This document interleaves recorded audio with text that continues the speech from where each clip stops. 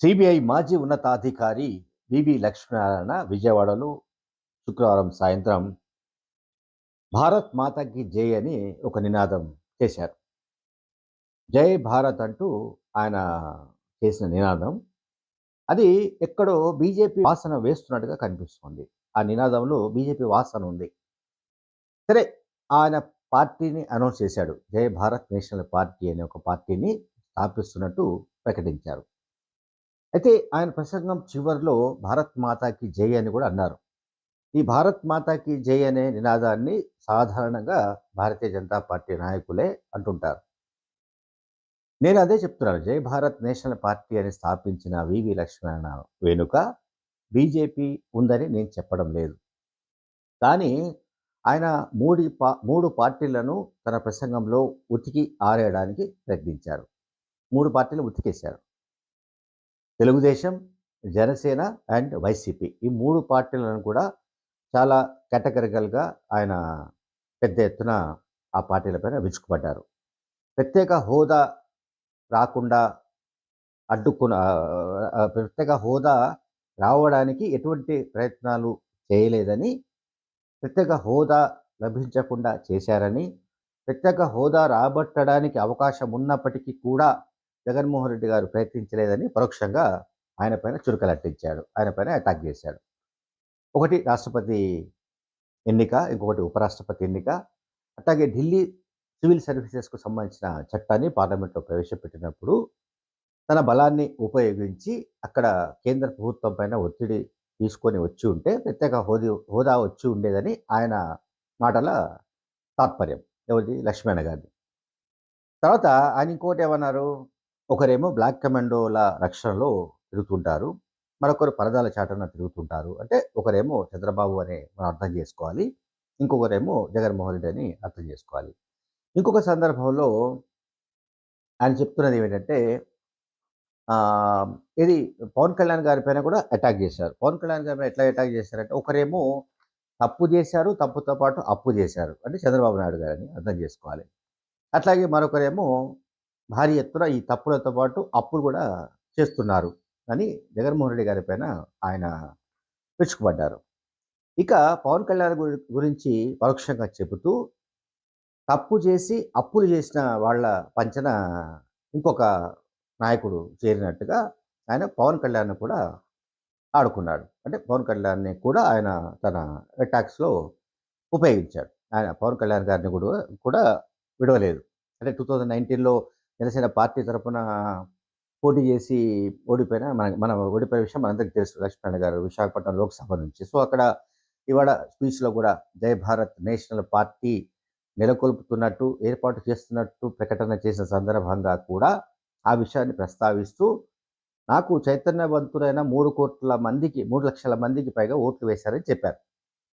ఇక్కడ నా నా నా ప్రశ్న ఏంటంటే, ఎవరైతే ఆయనకు ఓట్లు వేయలేదో వాళ్ళలో చైతన్యం లేదని అనుకోవాలా? అనేది నా సందేహం. అది మరి లక్ష్మణ్ గారు ఏం చెప్తారో తెలియదు. అంటే తనకు ఓట్లు వేసిన వాళ్ళు మాత్రమే చైతన్యవంతులుగా చెప్పడానికి ఆయన స్పష్టంగా ఇక్కడ ప్రయత్నించారు. సరే, ఈ నిరంకుశ పాలన అంటూ, ఆ తర్వాత అణిచివేత వగైరా విషయాలన్నీ కూడా పడికట్టు పదాలన్నీ కూడా సాధారణంగా ఎవరైతే రిటైర్డ్ ఐఏఎస్, ఐపీఎస్ అధికారులు మాట్లాడుతుంటారో అటువంటి మాటలనే ఆయన మాట్లాడినట్టుగా కనిపిస్తోంది. సరే, కొన్ని విషయాల్లో మాత్రం అన్నా హజారే సిద్ధాంతాలేవో మాట్లాడినట్టుగా కూడా కనిపిస్తోంది. అదేమిటి అంటే, మాకు అర్థబలం లేకపోవచ్చు, అంగబలం లేకపోవచ్చు, కానీ ప్రజల నైతిక బలం ఉందని చెప్తున్నాడాయన. ఈ నైతిక బలం అనేది పుస్తకాల్లో రాస్తే బాగుంటుంది. పత్రికల్లో వ్యాసాలు రాస్తే బాగుంటుంది. టీవీల్లో ఎవరైనా చదివితే మనం వినడానికి బాగుంటుంది తప్ప, ఆచరణలో ఈ నైతిక బలం ఎన్నికల రాజకీయాల్లో పనికి రాదన్న స్పృహ, పనికి రాదన్న ఏమంటాం సత్యం ఐపీఎస్ ఉన్నతాధికారికి వాలంటీర్ వీఆర్ఎస్ తీసుకొని రాజకీయాల్లోకొచ్చిన లక్ష్మీనారాయణ గారికి ఎందుకు తెలియదో మరి నాకైతే అర్థం కావట్లేదు. తర్వాత ఆయన మాట్లాడిన దాంట్లోనే కాంట్రడిక్టరీ ఉంది. అంటే పరస్పర విరుద్ధమైన అంశాల్ని ఆయన ప్రస్తావించారు. మొట్టమొదటి వాక్యమే ఆయన ప్రసంగంలో ఫస్ట్ మాట ఏంటంటే, ప్రజల సమస్యలు పరిష్కారం కావాలంటే తప్పనిసరిగా రాజ్యాధికారం కావాల్సిందే అని డాక్టర్ బిఆర్ అంబేద్కర్ గారు, భారత రాజ్యాంగం రచించిన అంబేద్కర్ గారు చెప్పిన విషయాన్ని ఆయన ప్రస్తావించారు. రైట్. ఓకే. ఆ మాటకే వస్తే రేపు ఆంధ్రప్రదేశ్ రూపురేఖలు మార్చాలన్నా, ఆంధ్రప్రదేశ్ భవిష్యత్తుకు నిజంగానే దిక్సూచి కావాలన్నా, ఆంధ్రప్రదేశ్ ప్రజల సమస్యల పరిష్కారం కావాలన్నా తప్పనిసరిగా గ్యారంటీగా రాజ్యాధికారం ఉండాల్సిందే. రాజ్యాధికారం రావాల్సిందే. సో, లక్ష్మీనారాయణ గారు పెట్టిన జై భారత్ నేషనల్ పార్టీ రాజ్యాధికారం సాధించే అవకాశాలున్నాయా? అసలు నిజంగా చెప్పుకోవాలనుకుంటే ఆంధ్రప్రదేశ్ పాలిటిక్స్‌లో అసలు జై భారత్ నేషనల్ పార్టీకి ఒక అంటే ఆ పార్టీ ఇమడగలిగిన ఒక వాతావరణం గానీ, ఆ పార్టీ అభివృద్ధి కావడానికి సంబంధించిన ఒక సిట్యుయేషన్ గానీ, లేదా ఆ పార్టీ విస్తరించడానికి సంబంధించిన ఒక ఒక వాతావరణం గానీ, ఆ పార్టీ బలపడి రాజ్యాధికారం దాకా రావడానికి సంబంధించిన వనరులు గానీ, ఆ పార్టీకి ఉన్నాయా? పోనీ 10 ఏళ్ల పాటు ప్రయత్నిస్తే అటువంటి పరిస్థితి వస్తుందా అన్నది చాలా అనుమానమే. ఎందుకంటే మనం ఒక జనసేన లాంటి పార్టీని చూస్తున్నాం. 10 ఏళ్ల తర్వాత కూడా ఆ పార్టీ ఎక్కడ వేసిన గొంగళి అక్కడే ఉన్నట్టుగా ఆ పార్టీ తయారైంది. సరే, వారాహి యాత్రతో కొంత ఆ పార్టీ పుంజుకుంది, గ్రాఫ్ పెరిగింది అని జనసేన పార్టీ నాయకులంతా అంచనా వేసుకుంటున్నారు. సరే, టీడీపీ, జనసేన 2 పార్టీలు కలిసి పొత్తు పెట్టుకోబోతున్నాయి. వాటి రిజల్ట్స్ ఎట్లా ఉంటుంది ఏంటనేది అది డిఫరెంట్ ఇష్యూ. బట్ ఇక్కడ జై భారత్ నేషనల్ పార్టీ పేరుతో పెట్టిన పార్టీ, ఈ పార్టీ జాతీయ పార్టీయా? ప్రాంతీయ పార్టీయా? అనే ఒక క్యారెక్టర్ గురించి గూడా మరి లక్ష్మణ్ గారు ఇక్కడ మనకు స్పష్టం చేయలేదు. పార్టీలో నేషనల్ అనే పేరుంది కనుక, అది జాతీయ పార్టీగా కూడా మనం అనుకోవాలా అన్నది ఇంకొక సందేహం. అది లక్ష్మణ్ గారు మాత్రమే తీర్చాల్సిన విషయం. ప్రాంతీయ పార్టీలే ఇవాళ చాలా రాష్ట్రాల్లో ప్రాంతీయ పార్టీల పట్లనే ప్రజలు ఎక్కువగా ప్రాంతీయ పార్టీల వైపు మొగ్గు చూపడం గానీ, ప్రాంతీయ పార్టీలను అధికారంలోకి తీసుకురావడం గానీ, ప్రాంతీయ పార్టీల పట్ల మొగ్గు చూపడం గానీ ఎందుకు జరుగుతుందంటే, ప్రాంతీయ పార్టీలు మాత్రమే ఆయా ప్రాంతాల ప్రజల, ఆ రాష్ట్ర ప్రజల ఆకాంక్షలు నెరవేర్చడానికి, ఆ రాష్ట్ర ప్రజల యాస్పిరేషన్స్ తీర్చడానికి వాళ్లకు ఒక బలమైన సంకల్పం ఉంటుంది. జాతీయ పార్టీలకు ఉండవన్న ఒక అభిప్రాయం చాలా రాష్ట్రాల్లో ఉంది. అందువల్లనే ప్రాంతీయ పార్టీలు చాలా రాష్ట్రాల్లో మనుగడలో ఉన్నాయి. ప్రభుత్వాలు మనుగడలో ఉన్నాయి.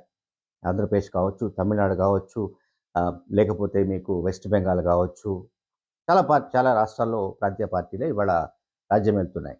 సో, ఇక్కడ నేనేం చెప్పాను ఇంతకుముందు, అంబేద్కర్ గారు చెప్పిన రాజ్యాధికారం రావాలి అంటే దానికి సంబంధించిన మెకానిజం ఏమిటి? అర్ధబలం, అంగబలం లేదని ఆయన చెప్పుకున్నారు. Okay, right. నైతిక బలంతో ప్రజలు నైతికంగా మీకు మద్దతిస్తే, ఎన్ని కోట్ల మంది మద్దతిచ్చినా సరే, ఆ మద్దతనేది కేవలం పత్రికలకు మాత్రమే, టీవీల్లో డిబేట్లకు మాత్రమే పరిమితమయ్యే అవకాశం ఉంటుంది తప్ప, ఇప్పుడు ఒక మోడల్ పరిపాలన ఉంటుంది. ఫర్ ఎగ్జాంపుల్ ఢిల్లీలో కేజ్రీవాల్ ఉన్నారు. ఆయన నీతివంతమైన వ్యక్తిగా ఇండియాలోనే పేరున్న ముఖ్యమంత్రి. సరే, ఆయన పైన కూడా ఈ మధ్య కొన్ని ఎలిగేషన్స్ వచ్చాయి, డిఫరెంట్ ఇష్యూ. బట్ కేజ్రీవాల్ లాంటి క్లీన్ ఇమేజ్ ఉన్న వ్యక్తిని ఢిల్లీ ప్రజలు ఆయనను ముఖ్యమంత్రిగా సెలెక్ట్ చేసుకున్నారు. ఇక్కడ ఆంధ్రప్రదేశ్ పాలిటిక్స్ వస్తే జగన్‌ను కాదని, అట్లాగే చంద్రబాబు నాయుడుని కాదని, పవన్ కళ్యాణ్ కాదని, లక్ష్మీనారాయణ గారికి రాజ్యాధికారం కట్టబెట్టే పరిస్థితులు ఈ ఎన్నికల్లో వచ్చే అవకాశం ఉందా? లేక వచ్చే ఎన్నికల్లో అంటే 2034 ఎన్నికల్లో వచ్చే అవకాశం ఉందా? లేక ఆ తర్వాత ఇంకా నెక్స్ట్ ఎలక్షన్స్‌లో వచ్చే అవకాశం ఉందా అనేది మనకు తెలియదు. తర్వాత లక్ష్మీనారాయణ గారు ఇంకొక మాట కూడా చెప్పారు. ఇది పెట్టిన పార్టీ కాదు, పుట్టిన పార్టీ. ప్రజల నుంచి పుట్టిన పార్టీ. అంటే ప్రజల ఆకాంక్షల నుంచి పుట్టిన పార్టీ అని కూడా ఆయన చెప్తున్నారు. నాకు డౌట్ ఏంటంటే, అంటే జవాబు లేని ప్రశ్న ఏంటంటే, ఏ వర్గాల ప్రజలు లక్ష్మీనారాయణ పైన ఒక బాధ్యతను పెట్టారు. మీరు పార్టీ పెట్టాల్సిందే. మీరు పార్టీ పెట్టకపోతే ఇంకా మేము మునిగిపోతాము. ఈ రాష్ట్రం ఉండదు. ఈ రాష్ట్రంలో మేము చాలా కష్టంగా బతుకుతున్నాము. మాకు బతికే పరిస్థితి లేదు. మీరు ఒక రాజకీయ పార్టీ పెట్టాల్సిందే. ఆ రాజకీయ పార్టీ అధికారంలోకి రావాల్సిందే. అప్పుడే మాకు స్వేచ్ఛా స్వాతంత్రాలు ఉంటాయని ఎవరైనా చెప్పారా? ఆయనపై ఒత్తిడి తీసుకొచ్చారా? ఆ మేరకు అంటే మనం మామూలుగా చెప్తుంటాం, సిట్యుయేషన్ డిమాండ్ చేసిందంటాం. నిజంగా సిట్యుయేషన్ డిమాండ్ చేసిందా అనేది చూడాలి. పెట్టిన పార్టీ, పుట్టిన పార్టీ ఈ రెండిటికి మధ్య తేడా ఏమిటో మనకు తెలియదు. పెట్టినా, పుట్టినా దాదాపుగా సమాన అర్థమే వస్తుంది. ఇప్పుడు ఎన్టీ రామారావు గారు పార్టీ పెట్టారు. తెలుగుదేశం పార్టీ అని 1983 ఆ ప్రాంతాల్లో. అప్పుడు ఆయన పార్టీ పెట్టాడు. అది కూడా ప్రజల ఆకాంక్షల నుంచి పుట్టిందే. సో, ఎన్టీ రామారావు పార్టీ పెట్టుండొచ్చు. కానీ ప్రజల ఆకాంక్షలున్నాయి అప్పటికే.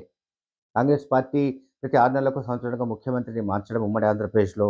అటువంటి పరిస్థితిలో కాంగ్రెస్ పార్టీ పట్ల ప్రజల్లో వెగటు పుట్టినప్పుడు ఒక ఖాళీ ఏర్పడిపోయింది. అంటే ఒక వాక్యూమ్ వచ్చేసింది. సో, అక్కడ అప్పుడు ఎన్టీ రామారావు గారు టీడీపీ పార్టీని స్థాపించి 9 నెలల్లో అధికారంలోకి తీసుకురాగలిగారు. అక్కడి నుంచి మనం సీన్ కట్ చేస్తే మళ్ళీ ప్రాంతీయ పార్టీగా ఉప ప్రాంతీయ పార్టీ అనుకుందాం. ఉమ్మడి ఆంధ్రప్రదేశ్‌లో. తెలంగాణ రాష్ట్ర సమితి. సో, కేసీఆర్ పార్టీ పెట్టినప్పుడు కూడా ప్రత్యేక తెలంగాణ ఆకాంక్ష చాలా బలంగా తెలంగాణ ప్రజల్లో ఉంది. కనుక దాన్ని ఆలంబనగా చేసుకొని ఆయన పార్టీని స్థాపించారు.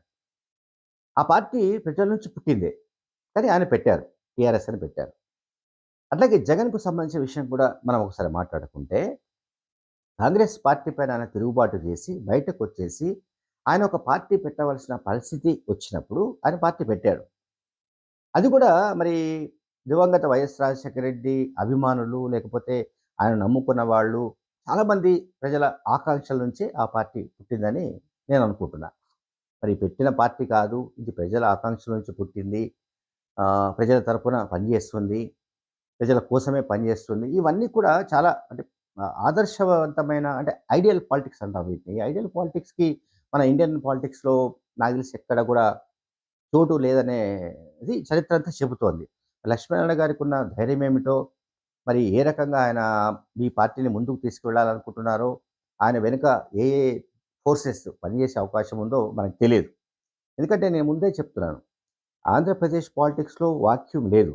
వాక్యూమ్ సృష్టించుకొని ఆయన ఒక పార్టీని స్థాపించినా కూడా, సరే ఆయన చెప్పినట్టుగా ఇది ప్రజల ఆకాంక్షల నుంచే పుట్టిన పార్టీ అయినప్పటికీ కూడా మీరు వైసీపీకి, జనసేన పార్టీకి, తెలుగుదేశం పార్టీకి ఈ పార్టీలు కాకుండా ఒక ప్రత్యామ్నాయ పార్టీగా ఎదగాలి. ఎదగవలసి ఉంటుంది. ప్రత్యామ్నాయ రాజకీయ శక్తిగా అవతరించడానికి ఎంత కాలం పడుతుంది? ఎంత సమయం పడుతుందన్నది కూడా ఆహ్, చాలా క్రిటికల్ ఇష్యూ. అంత ఈజీగా చెప్పడానికి మనకేమి లేదు. ఇప్పుడు ఆహ్, ఆంధ్రప్రదేశ్‌లో ప్రజలకు సెక్యూరిటీ లేదనే విషయం కూడా ఆయన మాట్లాడాడు. సురక్షితమైన వ్యవస్థ ఉండాలి. అటువంటి దాని గురించి చేస్తామని చెప్పాడు. గుజరాత్ కంటే దీన్ని అధిగమించాలని చూశాడు. సో, ప్రధానంగా నిరుద్యోగం గురించి ఆయన బాగా స్ట్రెస్ చేశారు. అంటే నిరుద్యోగము, యువత ఈ 2 అంశాలను ఆయన ప్రత్యేకంగా ప్రస్తావిస్తూ జయభారత్ పార్టీ నిరుద్యోగుల ఆకాంక్షలు తీరుస్తుంది. జయభారత్ పార్టీ ఉపాధి అవకాశాలను పెంచుతుంది. వలసలను నివారిస్తుంది. నిరుద్యోగ యువత బెంగుళూరుకు, హైదరాబాద్‌కు పోకుండా ఇక్కడే ఉండేటట్టుగా గ్రామీణ ప్రాంతాల్లోనే వ్యవసాయ ఆధారిత పరిశ్రమలు నెలకొల్పుతుంది. ఇవన్నీ కూడా చెప్పారు. ఇవన్నీ బాగానే ఉన్నాయి. ఐడియల్ పాలిటిక్స్ ఇవన్నీ కూడా ఆయన చెప్పిన వాటన్నిటికి దేన్ని మనం కాదనడానికి లేదు. సమస్య అంతా ఎక్కడంటే మళ్ళీ అంబేద్కర్